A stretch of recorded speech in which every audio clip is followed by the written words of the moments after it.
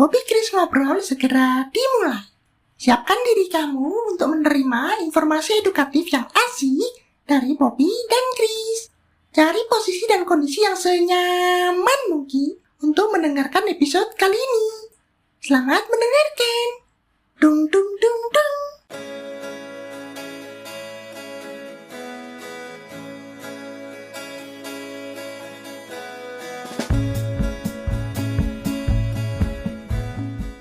Selamat datang di Omi, obrolan minggu ini. Segmen yang akan membuat kamu lebih termotivasi, terinspirasi, dan lebih semangat menjalani hari-hari kamu. Semoga kamu selalu sehat dan tetap semangat ya. Kali ini kita mau bahas sesuatu yang menentang pemikiran kebanyakan orang sih, khususnya di dunia kerja, Bobby. Hanya memang kita selalu anti mainstream ya, Chris. Iya sih, bener sih. Kira-kira ini mau bahas apa nih? Anti mainstream apa? Bobby siap-siap counter attack. Waduh, counter attack kayak main fighting aja. Ya kan Bobby gitu kerjaannya. Iya sih.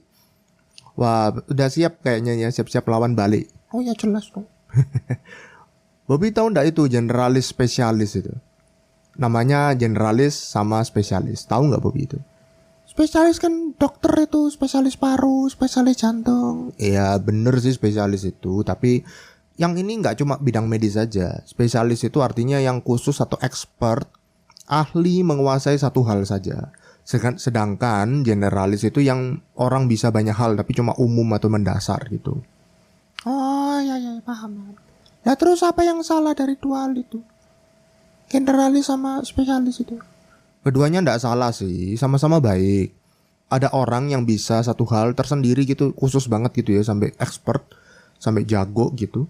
Ada juga yang bisa macam-macam hal. Kalau di Inggris itu namanya jack of all trades. Nah terus kalau nggak ada yang salah, kemana konfliknya Chris? Bobby udah siap-siap. Wah kayaknya nggak sabar nih Bobby masuk pembahasan. Iya, Chris kelamaan intro. Iya sih. Oke, aku langsung coba masuk deh. Jadi masalah sebenarnya itu di pola pikir atau di mindset orang-orang sebenarnya. Orang-orang itu cenderung berpikir kalau spesialis itu yang paling bagus. Kita harus jadi spesialis nih gitu, harus yang paling diutamakan gitu. Sedangkan yang generalis ya bisanya cuma mendasar itu atau basic ya nggak terlalu diperlukan gitu. Dibanding generalis ya lebih butuh spesialis lah gitu. Kalau di kerjaan kayak Bobby bilang tadi di dokter kan spesialis lebih dibayar mahal daripada dokter umum biasa. Sebenarnya enggak benar ya Chris. Terus solusinya apa? Solusinya ada sebuah peran atau sebuah tipe orang ketiga gitu ya. Orang ketiga jangan-jangan. Bukan orang ketiga gitu, lain. Nah terus apa? Nah jangan dipotong makanya. Solusinya itu peran orang ketiga gitu. Ada pihak ketiga di samping generalis sama spesialis. Namanya itu scanner. Jadi ada generalis, scanner, spesialis. Scanner itu di tengah-tengah. Scanner itu yang buat nge-scan dokumen gak sih, yang alat komputer itu? Iya bener sih, itu scanner sih namanya. Tapi bukan itu yang dimaksud tapi. Oke, aku langsung jelasin lebih detail deh. Istilah scanner ini muncul dari buku yang aku barusan selesai baca. Namanya itu Refuse to Choose dari Barbara Sher. Nah, di awal aku kasih tahu dulu bahwa gak semua orang, termasuk Sobat Boci yang dengar ini, termasuk sebagai scanner. Jadi mungkin ada yang relate, ada yang enggak sama yang aku mau bahas kali ini. Tapi enggak ada salahnya juga Sobat Boci belajar sama-sama meskipun bukan scanner.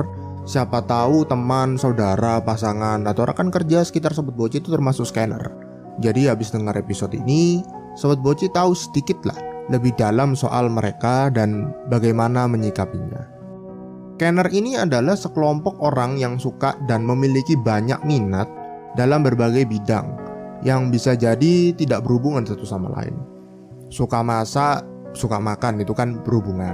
Tapi suka masak, habis itu panjat tebing, nah itu kan jauh. Nah, salah satu contohnya kayak gitu. Nah, scanner ini kelompok yang ketiga tadi ya, yang di tengah-tengah. Karena mereka punya cara yang cukup unik dalam berpikir dan berperilaku atau bersikap juga unik. Lo punya banyak minat kan umum Chris. Orang suka macam-macam, banyak hobi gitu.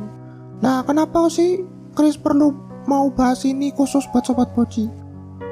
Alasannya karena banyak orang termasuk diriku sendiri sih, itu terjebak dalam pemikiran kalau mau sukses satu bidang ya harus cari satu passion. dan menekuninya sampai tingkat yang paling tinggi. Jadi tekuni satu hal, satu passion, cari satu passion yang Sobat Boci mau. Habis itu ditekuni, didalami terus sampai tingkat paling atas, sampai expertise yang paling jauh gitu. Tadi Chris bilang terjebak ya? Iya bener-bener. Nggak salah ngomong? Enggak. Bener, memang orang-orang terjebak dengan pemikiran itu. Oh, berarti selama ini orang mikir passion salah dong? Ya bukan salah total sih, cuma tipikal orang scanner ini, termasuk diriku adalah scanner, itu juga punya cara pikir yang beda-beda gitu. Mereka punya passion yang lebih dari satu dan ingin mengejar hal-hal yang lain. Bisa 2, bisa 3, bisa 5, 20 sampai banyak gitu. Bobby kok belum tahu ya, belum lihat ya ada yang salah dari penjelasannya Chris. Memang salah kah kayak gitu? Nah mungkin Sob Bobby dan Sobat Boci agak mulai bingung nih konsep multi talenta atau multi passion yang ada di judul episode ini. Aku coba jelasin lebih detail deh. Nah, orang-orang tipikal scanner ini orang yang nggak suka stick atau stay di satu bidang yang sama selamanya atau dalam waktu yang sangat lama gitu.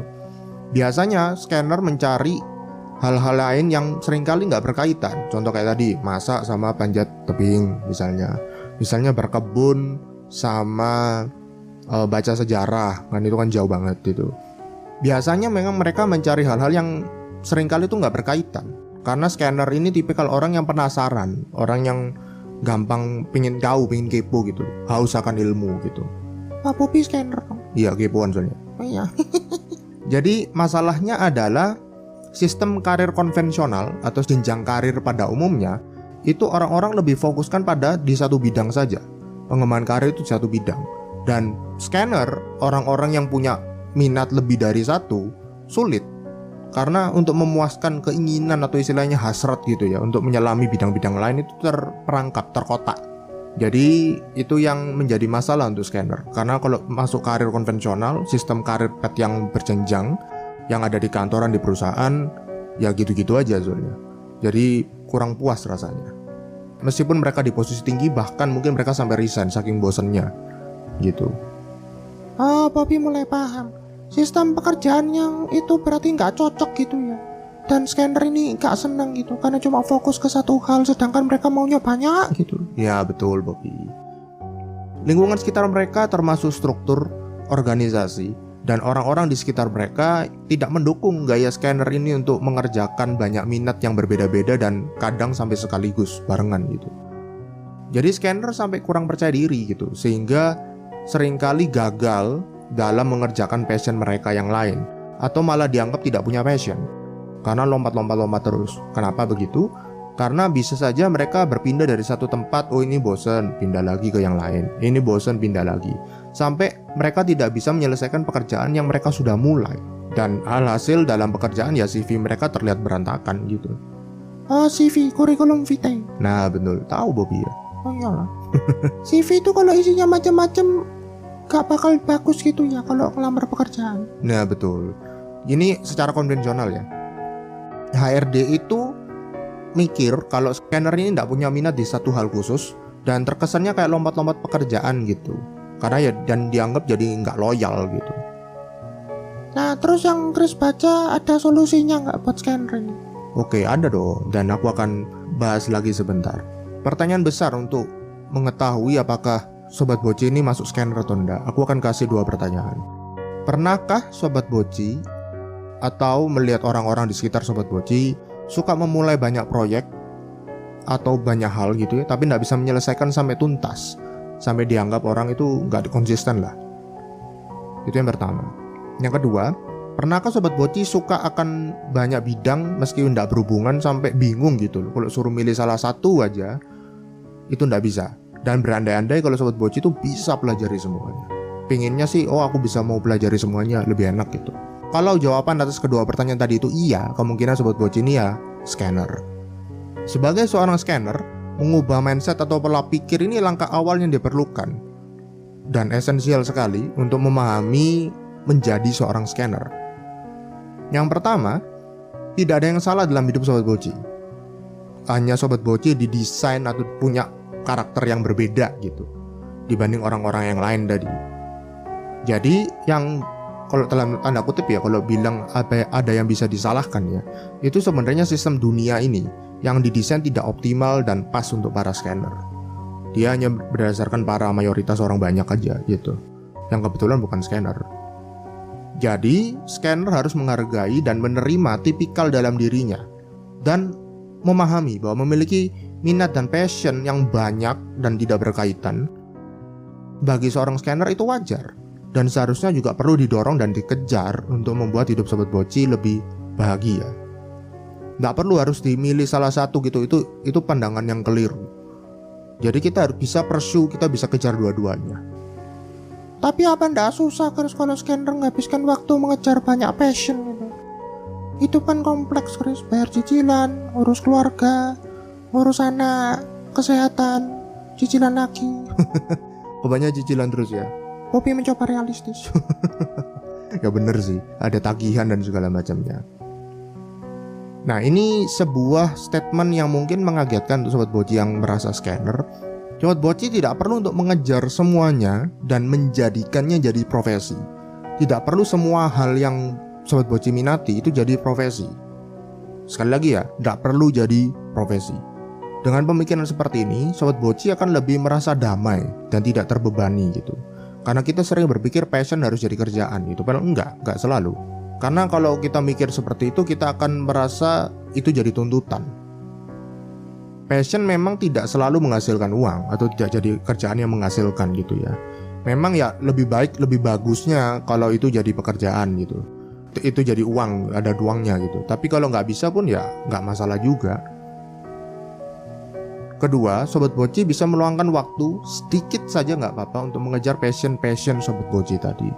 Bisa juga libatkan orang-orang di sekitar Sobat Boci untuk melakukan hal ini bareng-bareng. Jadi enak gitu, kita memperkenalkannya juga ke keluarga kita, ke teman-teman di sekitar kita. Jadi kita berbagi juga semangat passion kita ke orang-orang yang lain. Meskipun mereka mungkin awalnya nggak tertarik atau mereka awalnya nggak mendukung, tapi coba dulu aja deh. Ada ndak Chris buku itu review studios itu tips-tips buat Sobat Boci yang scanner ini bisa melakukan passionnya menikmati hidup gitu. Di buku review studios tadi, penulisnya membagi scanner dalam beberapa jenis. Cuma karena waktu ya aku ndak akan bisa bahas semuanya, kepanjangan juga. Tapi aku ambil intinya saja.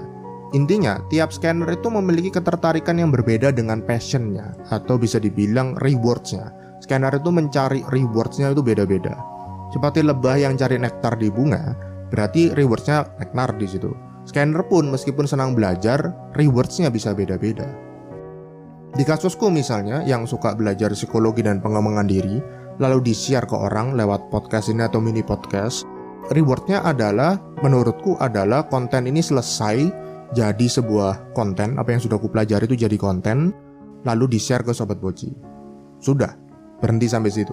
Setelah aku belajar satu hal lagi, aku cari topik lain, aku cari pembahasan lain, mempelajari lagi yang lain, bagikan lagi, dan berputar terus seperti itu.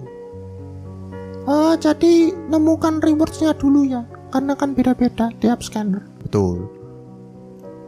Berikutnya, Sobat Boci perlu menyiapkan beberapa hal untuk menampung atau menyimpan ide-ide menarik yang Sobat Boci punya untuk dilakukan. Barbara Share menyarankan punya jurnal pribadi yang gampang dijangkau, portable, dibawa kemana-mana gitu ya, sehingga bisa langsung diisi. Jadi ada ide tulis, ada apa tulis, buat sedetail-detailnya. Jadi catatannya buat Sobat Boci gitu. Bisa juga Sobat Boci buat tempat khusus gitu ya, nggak perlu gede, nggak perlu bagus, yang penting bisa simpan alat-alat yang ingin dipakai untuk melakukan passion Sobat Boci. Usahakan di satu tempat khusus gitu ya, gampang diakses. Misalnya di rak lemari gitu ya. Jadi misalnya Sobat Boci itu mau melukis, misalnya suka passionnya melukis di salah satunya, maka alat-alat lukisnya dimasukkan semua di situ, kanvas lah, cat air lah, kuas, apapun, palet dan segala macamnya. Berikutnya, Sobat Boci juga bisa buat semacam etalase gitu atau tempat display itu ya. Aku sudah punya sih untuk origamiku. Aku taruh-taruh gitu ya, beberapa bagian gitu, supaya bisa memajang hasil karya. Bukan pamer tapi supaya kita bisa ada bentuk nyatanya gitu loh, passion kita itu kayak gimana gitu hasilnya.